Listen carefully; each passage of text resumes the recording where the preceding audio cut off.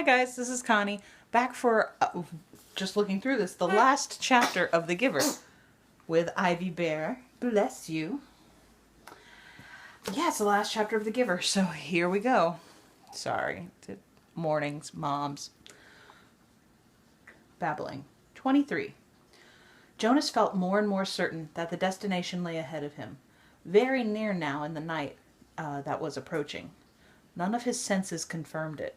He saw nothing ahead except the endless ribbon of road unfolding in twisting narrow curves. He heard no sound ahead.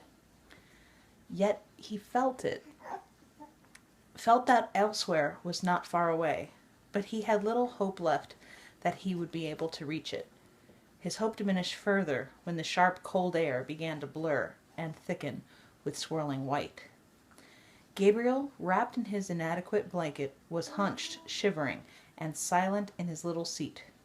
Jonas stopped the bike wearily, lifted the child down, and realized with heartbreak how cold and weak Gabe had become.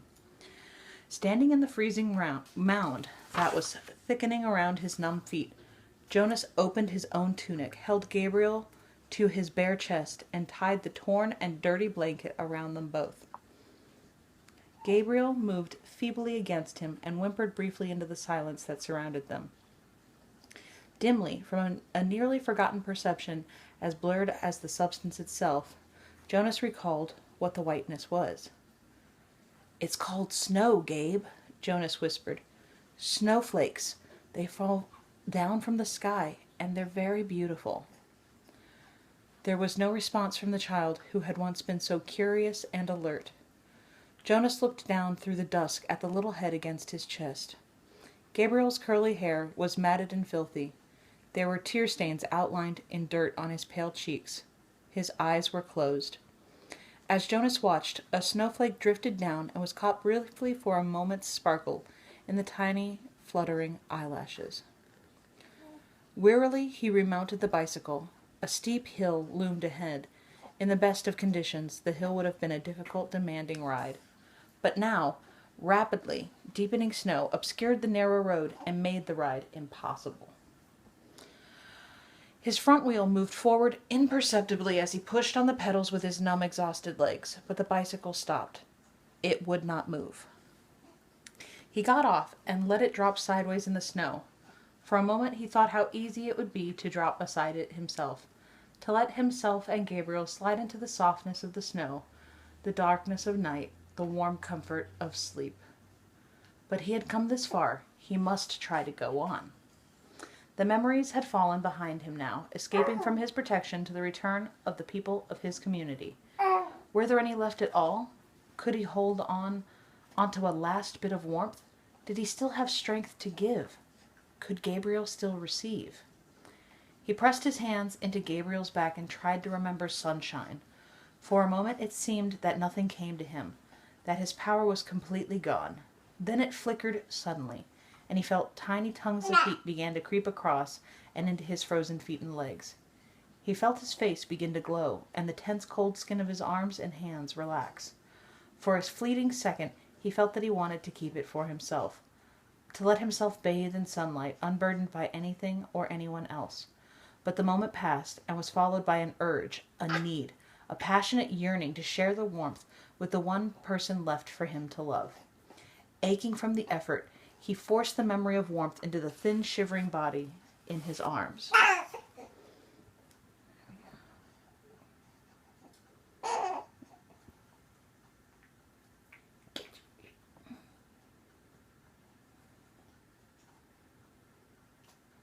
Quiet anticipation.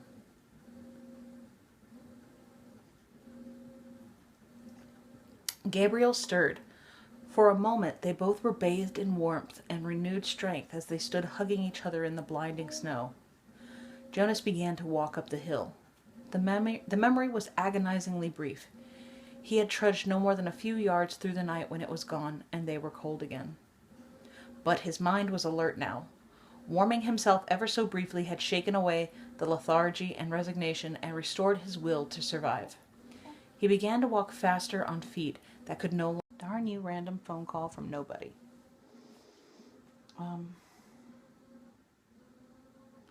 He began to walk faster on feet that he could no longer feel, but the hill was treacherously steep. He was impeded by the snow and his own lack of strength. He didn't make it very far before he stumbled and fell forward. On his knees, unable to rise, Jonas tried a second time.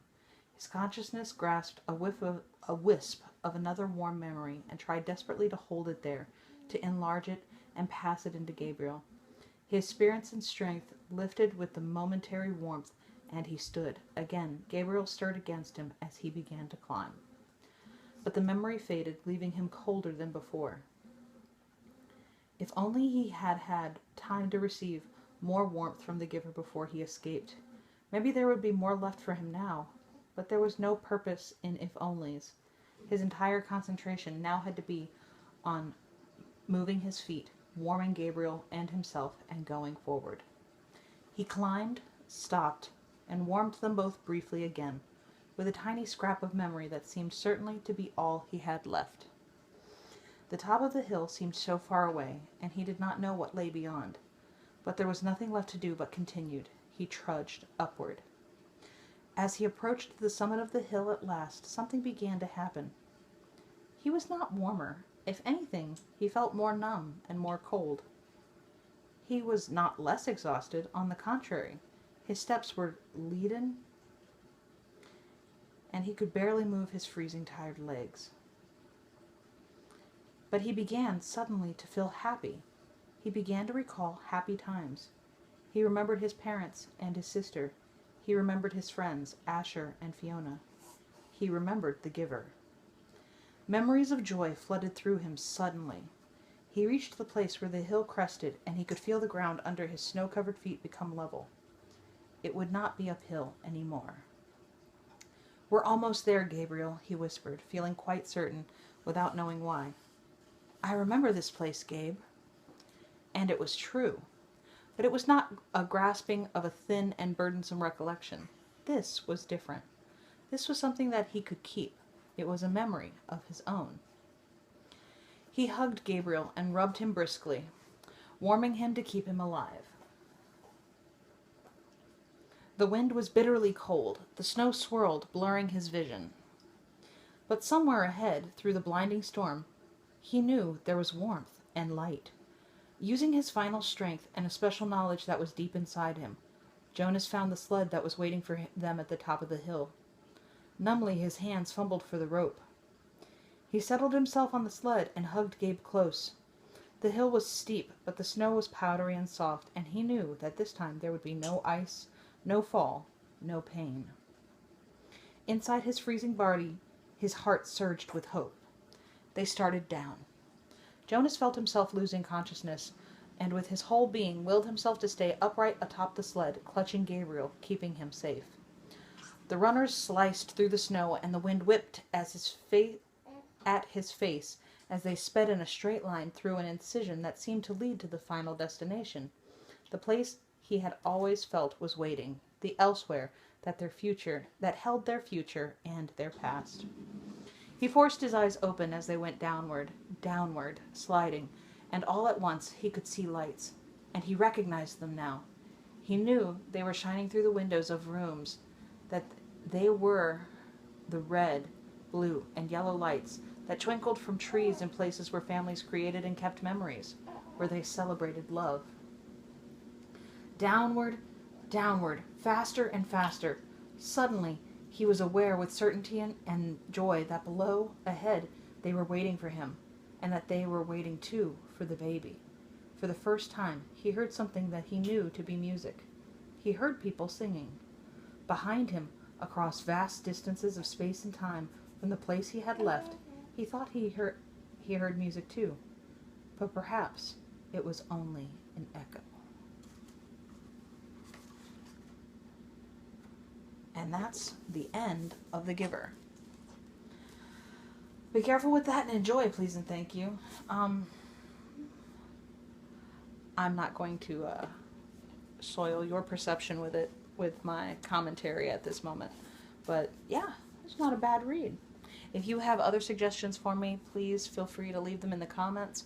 I'm planning on starting the next in the Brian series. I believe it's called Brian Returns. It's in the other room, and I'll probably start it as soon as I can. Be careful with that and enjoy, please, and thank you once again.